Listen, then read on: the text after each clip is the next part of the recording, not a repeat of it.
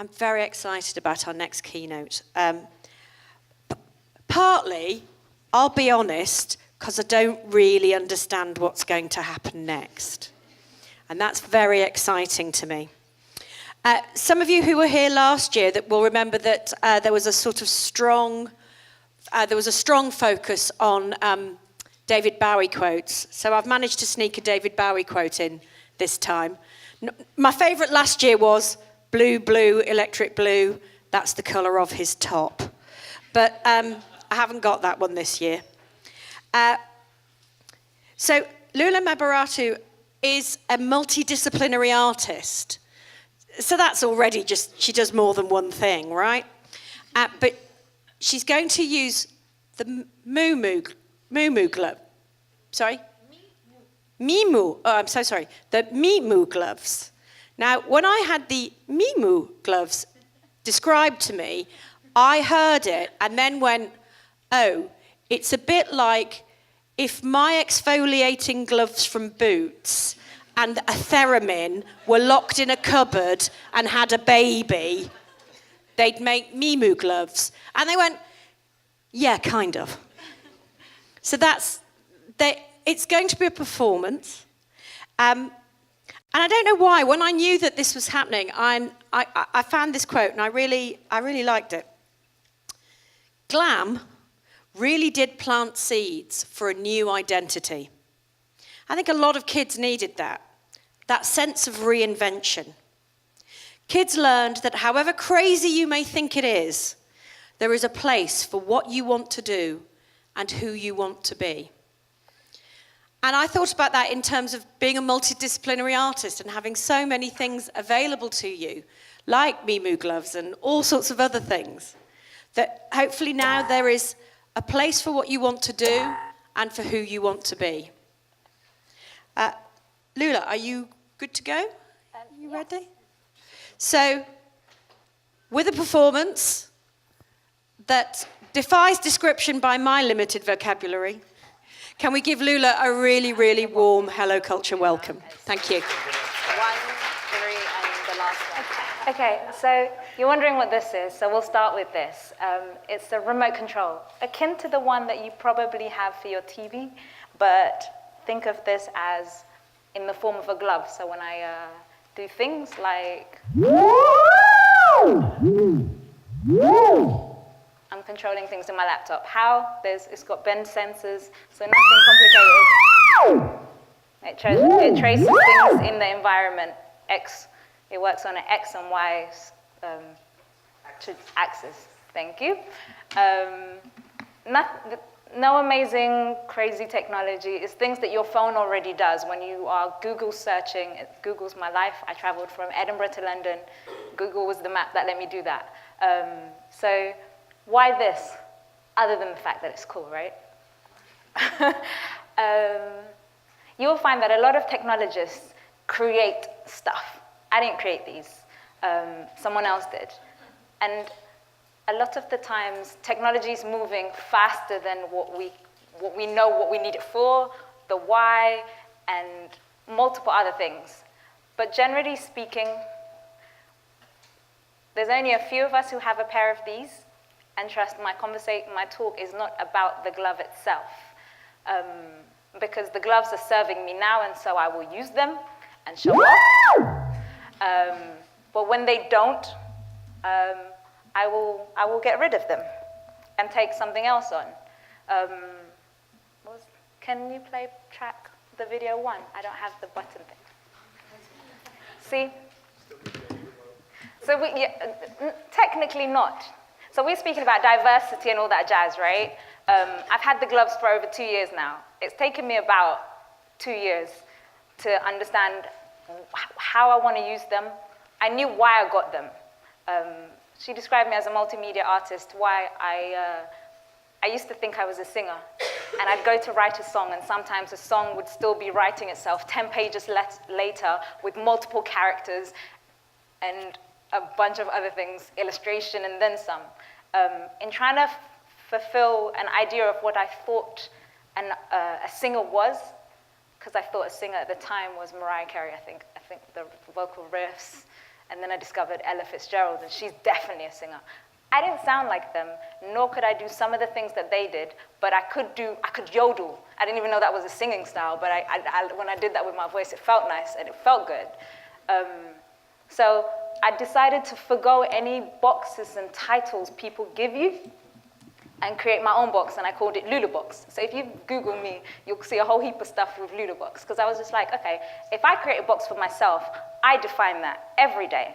And I don't even trip myself up trying to fulfill a version of what I think I'm supposed to do. Does that make sense? Yes. So the reason, go ahead, play one. This is my favorite quote. This beauty, as far as I'm concerned, is to reflect the times. I think that is true of painters, sculptors, poets, musicians. It's what I'm concerned, is their choice. But I choose to reflect the times and the situations in which I find myself. That to me is my beauty. And at this crucial time in our lives, when everything is so desperate, when every day is a matter of survival, I don't think you can help but be involved. Young people, black and white, know this. That's why they're so involved in politics. We will never mold this country, or it will not be molded and shaped at all anymore. So I don't think you have a choice. How can you be an artist and not reflect the times? That to me is the definition of art. So that's my stance on everything I do. I didn't know it when I was doing it, but I realized in trying to not fulfill things I thought I should do or boxes I should fulfill, and just doing, I found myself in this world where I've gone back to my childhood where I studied maths. Maths was my favorite subject in this country, and art and design and performing arts. And then at an A level, where in an institute you're designed to study something so you can go and get a job.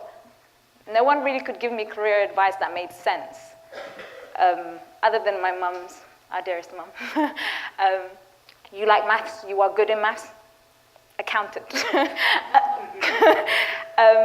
And clearly, at the time, I tried to follow those directions, ended up somewhere in space with gloves. Why? Because if you try and fit into boxes that weren't really designed with you in mind, then you will always be less than.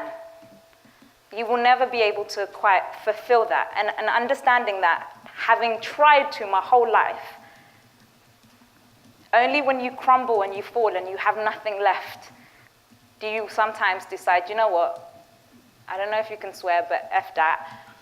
You can only go from where you are. So I woke up one day and I remembered that I'm the daughter of immigrants. We came here when we were 6. When I was 6, mother with 4 children, all girls. None of us spoke a word of English. And she was trying to teach us the alphabet when we were here. I remember being in school, sitting down. I didn't notice color at the time, but I was the only black girl. I remember noticing one guy who was darker than me, but his hair texture was different. And I just thought, oh, he looks interesting. He was Mauritian. And it's only maybe when I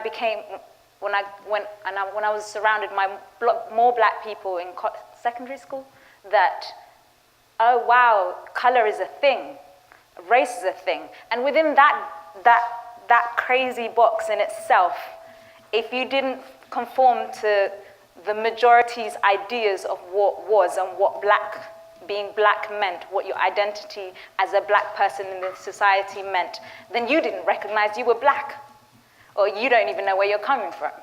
Although I spoke my native tongue, I went by my first name, which is my birth name, my African name, and it's a funny world, this concept of identity, because the very things sometimes we use to define ourselves is the very thing that we use to pigeonhole ourselves and push each other away. So I learned quite early on that I live here between two worlds where you have to make sense. I understand the world my mum comes from, the culture, her sentiments, her hunger for me to get married before I'm X, Y, Z, because, and the other world, which is here, which is the UK, you can be, Janet Jackson just had a baby at 50, right, 40, right? You can be that age and you can get married, and all those dates and times are immaterial, because it's just a matter of, do you have the finance to live the life that you want, and can you have the support that you need? But because I respect and understand the whys, I have to live up here and make my own world of right and wrong, rules and regulations that I need to live by, that's respectful of each society. So you understand early on that you are somewhat of an alien. And this is kind of a category that you're described as a legal term, as an legal alien when you first touch down in this country. And as a kid, perhaps the idea of being an immigrant wasn't a sexy one. I remember going to Italy, and the girls who didn't have a British passport, you had that special paper, had to get off the coach, and 3 of us, I remember, had to walk through our collective of friends, do the whole thing, and come back. And every time, there's constant things that are reminding you, you are other, you are other, you are other.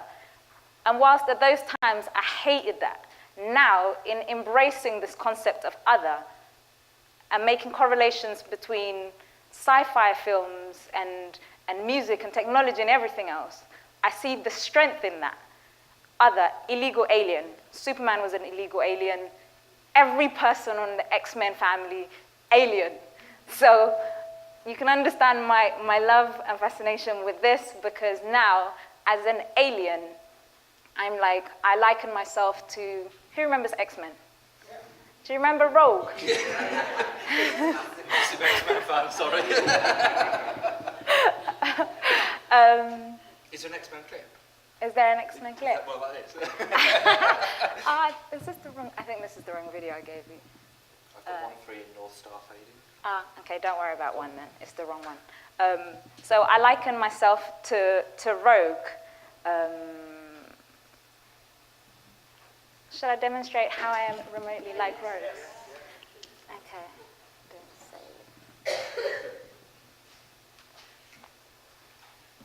So you said technically you need a remote control, someone to help you. And events like this, before I was invited to this, I'd always wondered, like, what are these conventions about? Like, woke people speaking to woke people, like, you're preaching to the choir.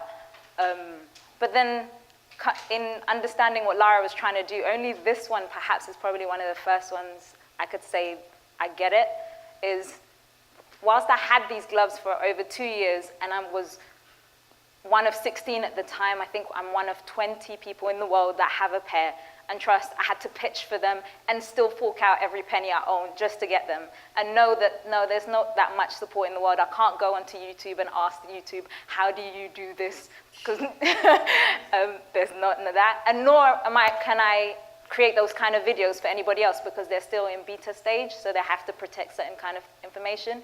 So you are, on some hand, very much by yourself, and I do believe I am the only black girl with them. And that's not for the lack, and I don't know if it's about a racial thing or a color thing. It's a mentality thing. As an immigrant, the reason I embrace the concept of immigrant identity is there's an attitude. You work with what you have. You will work with whoever. Whatever's crippling you will be the very thing that is going to be your strength. And so, yes, these are sometimes very isolating way of working, because you do spend a lot of hours by yourself in your house. You can't ask your friends any questions, they don't know nothing. But on the flip side, because now I have a superpower, if you will, people gravitate and are welcoming a way in which you can work with them, because you teach them.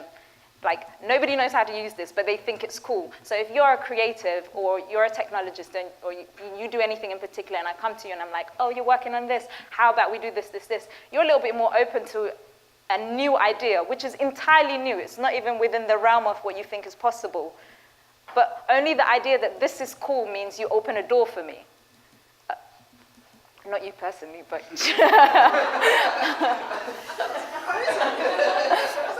I know when I discovered what you did, there will be a conversation, don't worry. So to answer the world of Nina Simone, before I graduated, when I was younger, I knew that I didn't know what I was going to do, but I wanted to make a difference, do something. A friend of mine is a lawyer. She went back to Sudan to study law, and then she became a barrister, a judge, and all these things over there. And she was quite preachy when she came back. She was like, everybody should do that in their country. Da, da, da, da. It's just like, I'm Eritrean, 1, my country is not politically balanced. 2, your father is a general, so therefore you have an in. 3, like the list can go on. And it's that whole idea of the blacker the berry, the sweeter juice. I don't know, as a community, sometimes in our efforts to propel the one group of us, we do this to the other, which is a shame, and I don't know how to quite address that. And I know my conversation or my talk is quite like this, and I hope you're following me somewhat on the journey. But to answer your question from before, do I still need a remote control to help do visuals? Events like this are necessary because I didn't know how to speak to an arts person, arts council person, or other funding body. I don't even know where to find some of you. And when we do find some of you, I don't know how I look like on paper. And so it's taken over 2.5 years to get it to here. Excuse me, it's emotional. It's taken over 2.5 years. Working.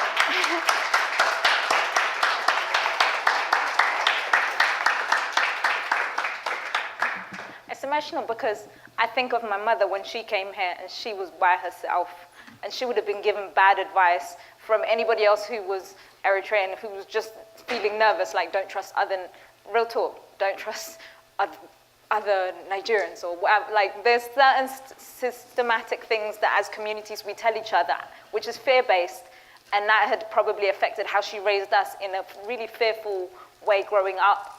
And I'm happy as an adult, I've been able to shed some of those things.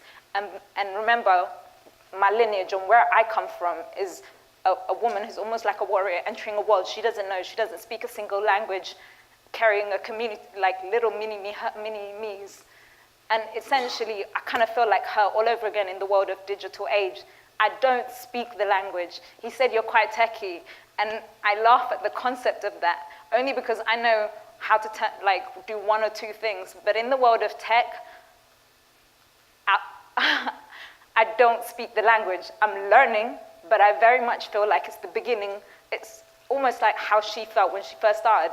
And it's funny, it's only like entering this new tech world that I can relate with my mother in ways that I never thought I could, because she's not really a vocal woman and she doesn't really talk about the hardships of all that stuff. You know what I mean? And yeah, so to answer your question, if there was more funding, if the doors are more open, a lot of the funding bodies or initiatives I see is 25 and under. Like, yes, it's important to invest in our young people, but isn't it us who give birth to those young people? So you can impregnate their mind with an idea. I was an A student coming here in maths. I didn't speak the single word of the language, but my math report in my first year will tell you, Lula's amazing until there's a question with, John went to the shop and bought 6YZ. Why? Because I didn't speak. I used to steal maths books from my school because my teacher didn't give us enough homework. No one was checking my work. It was just something I enjoyed. There was something really gratifying in the idea that I can sit down and do something, and there was always a right and a wrong, and I'd get to it, and it was really fulfilling. I didn't need anyone to pat me on the back or anything. I could walk away and feel happy that I got the answer. How did that student become a failing student at GCSE and A-level maths? Something happens. So yes, investing in people who are under 25 is important, but anybody outside of that age bracket should also be a consideration, especially if you're brave enough, like my mother, and almost, if I had the audacity to say it myself right now, to abandon everything you know, to abandon everyone's advice, the idea that I would spend everything I own on some random tech nobody knows, the idea that I'm even doing art and a practice in the way which I can't even tell you I'm just a singer or whatever. I'll tell you I'm a singer if you're a producer, because that's the bit of me you understand. If you're a writer, I'll tell you the version, the part of me that you will make sense of. But now that there's this multimedia artist title, which I'm feeling out, it was given to me. I'm testing out how I feel about it. But generally speaking, if you ask me what my title is, I'll tell you I'm a creative gypsy. I don't believe in monogamy in the arts. I think that stories dictate the medium in which they should be told in. And it is not for me to superimpose my personal skill set on that story, in which case, if my skill set doesn't serve that story, I should leave that story alone so someone else can tell it properly. When you ask why are certain stories always told by certain cultures or certain communities or people who have access to money, like the story of migration and the immigrant story and the jungle story and everything that's happening right now, if you look at the producers, the writers, and all in between, it isn't the migrant. They will hire an immigrant. They are making efforts. I don't mean to knock people who are attempting to do good. You can't help where you come from. I recognize I'm light-skinned, I have this hair, so certainly, definitely, certain doors open to me in ways that it might not for someone with a different aesthetic, maybe your aesthetic. If you were a woman, doors as a black man might open to you quicker than if you looked like a dark-skinned girl with thicker hair. It's just fact. So you can't knock the people trying to still do good, but we have to ask the questions, why? And in asking the questions why, how do you answer them? It's not for the lack of us doing it. I'm in my room every day doing it. You just have to reach, you just have to want to, and you would find us. It's not complicated. Like, Lara, I have to let everybody know, like, a friend of mine, a creative technologist, sat down and I was like, okay, I need to get in these spaces. I don't really know how to. And she was like, I used to check out Hello Culture, da-da-da. We made a list. This is the first time we actually made a list. Normally, it's me trying to do this list by myself. White girl, but amazing. And she was like, yeah, I know Lara, I'm going to reach out. I'm going to send them an email. Great. Lara messages me before we even send out the email. I don't know how you found me. but if you can find me if you want to find me.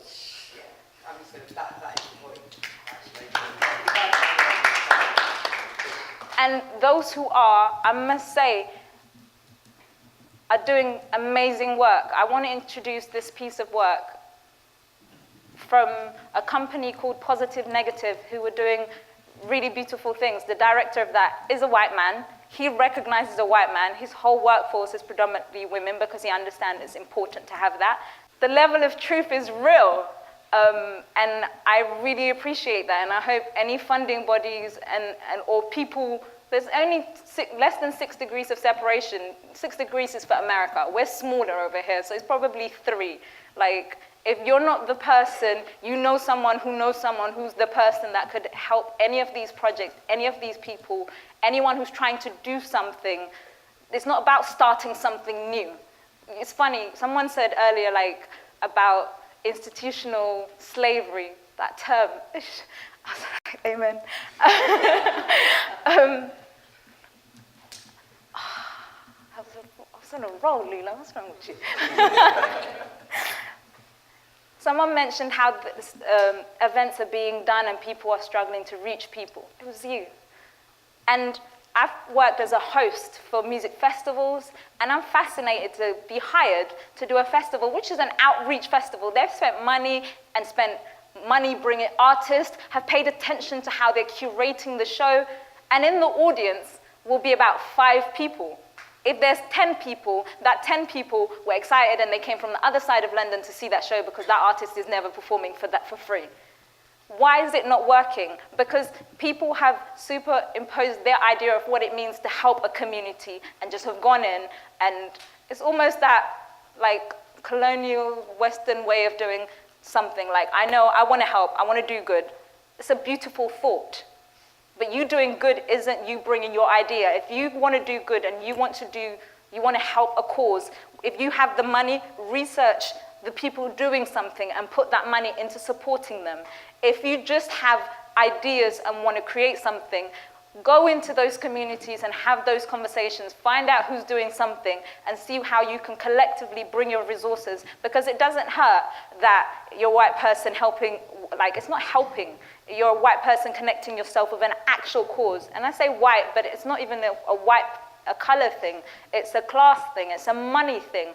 Lara told me like her experiences, and she's always been in this circle. And I'm like, wow, I didn't know how to get into gallery spaces. There's certain things I'm working on in regards to like audiovisual installations, exploring the concept of migration. Let's probably watch the video and then I'll come back to that to catch my train. I'm trying to call landscape now. No time to say goodbye. The herd looked at me. Home. So I never placed the rest of my head. The stampede like the devil's spawn ripped apart my world. I heard them screaming. Look at the volume up. And so my journey begins. Walking for 10 hours in the darkest of nights. Starlight paved our way into the waters of Ethiopia. I am one of many. Listed hands and feet remind me I'm still alive. But this is no stopping ground. I hear folk tales of a promised land, of the free, paved in golden opportunity. A safe passage though is all I seek. Access to a world I can rest my head and rise up in one piece. Fell into the abyss. Eyes opened, yet blind as a bat. Belly of the beast is not how they described breathe. Oh God, I don't know how to swim. Work it out, hold tight, hold your breath. One down, oh God, it's not my time, hold tight. Her last words echo in my mind. Run, in water and sand, just run. I blink, feet running, I blink, feet running, I blink. We were 51, now 32. 10 moons on dry land, and en route we lose 1. 3, 6, 7. At the doors of Libya, at the mercy of new hands. I am one of 6. Like Mother Earth, surrounded by parasites. They looted me like they did our village. I survived that. I will survive this.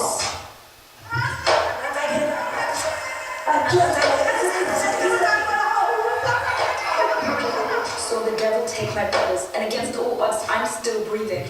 Only a piece of me died. Feet keep moving past the Dead Sea on dry land. My will, unwavering, holding on to the only possession I keep, hope. Guided me through the hot sands of Khartoum, and now Calais, hope. Like a North Star in the darkest of nights, hope. My compass for survival, hope. For breakfast, lunch, and dinner, hope. Quenched my thirst in the muddy jungle.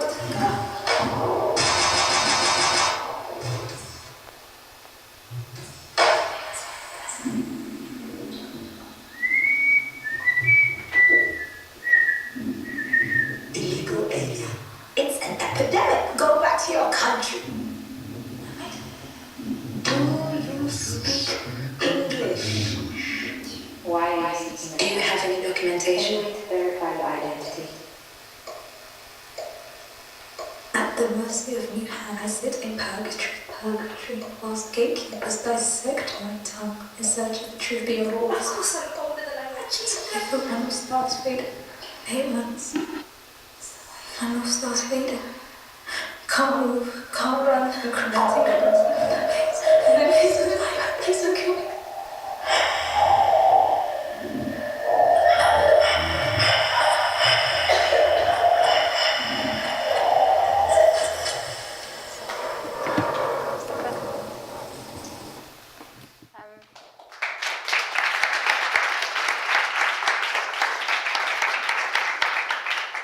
I didn't expect to come here and be emotional, really. Because sometimes you get carried away. It's funny making your identity or the thing that's about you or the thing that you believe in, your craft and part of your work. And so sometimes you get in the realm of just creating, and then you stop for a minute to speak to people that look like you about your actual truth, and have people look at you like they share your story or they get it. And I'm like, wow, actually, I meant it the first time I said, I feel like my mum when she first come here. And now saying it again, I get, again, even why that's the case. So right now, the aim of, you have to ask, for everything that you do, why? So I ask myself, other than creating cool technology, and yes, that is my story, and in truth, I came here when I was 6. That's not actually my story. That's the story. There's versions of that story that has multiple faces, and it's not attached to a color. It's an experience. The identity of an immigrant is perceived to be this one thing. Who remembers the campaign about Ethiopian kids, the famine back in the day? Bob Golder, was that his name? That guy. Like, when you actually understand what was happening in famine, and everybody with their good intention was trying to send money and food to that region of Ethiopia. Ethiopia is wealthy in soil, in food. They just didn't have the infrastructure to get food from one side of the country to the other. Like, but in our ignorance, and I say ours because it's mine too, I don't know a lot of stuff. And I'm learning more stuff as I go along.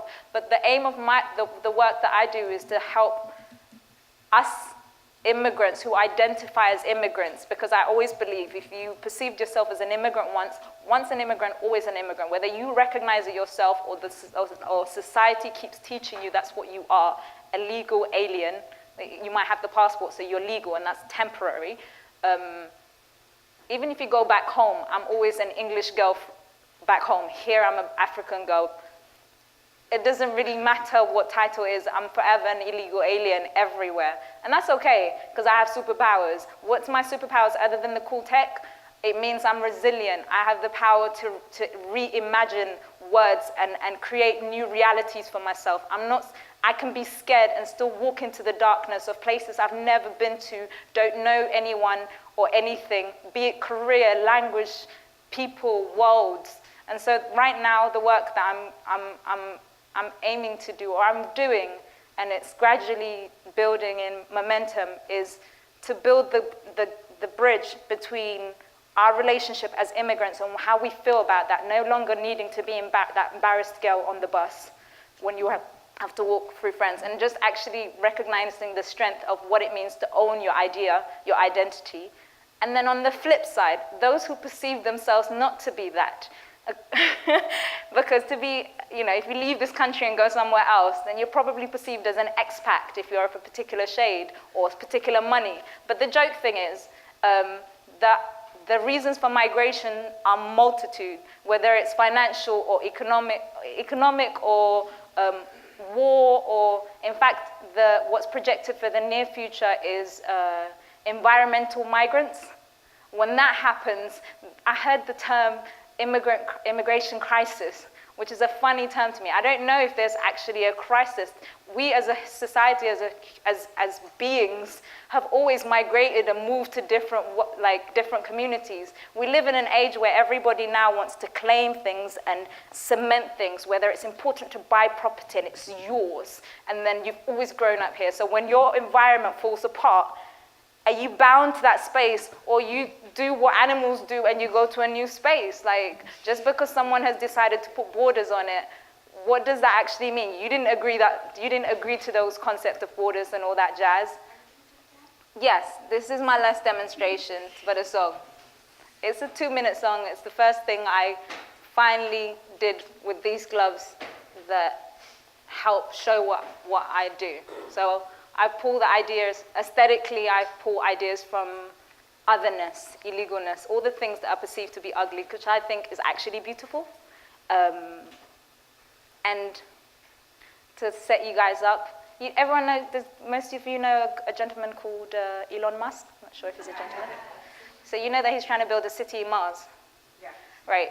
So in the event that that happens, as much money as some of you may have in this room, I don't know if you're going to be part of that 1% he's going to let into Mars. So in that eventuality, you won't be an expat. You will need a trafficker, an immigrant like myself. I'm not a trafficker yet, but if we imagine virtually, we can go on a journey, and you might teach yourself a song like this. There's latency. I'm not sure if it's going to work. I smile, you laugh, I sneeze, you cough, I jump, you fly, oh what a way to live a life of sunny days. I heard the weather got in your way. But when the gods, there should be things playing now. Flowers bloom, birds rise, giving birth to a new sky. Walking down the meadow, so those done. What area are we in right now? Birmingham. Walking down the meadow, so Birmingham. I see a red bumblebee, a big hippopotamus coming for me. Oh, but the flies come to rescue this dandelion caught in curfew. 'Cause I sneeze, you cough, I jump, you fly. Oh, what the way? Oh, to live a life of sunny days. I heard the weather got in your way, but when the gods cry, cry, cry, cry, flowers bloom, birds rise, giving birth to a new sky. Oh, new sky, da-da-da-da. New sky. No, no, no, no, no sky. No sky. Oh, no sky. Da da da da.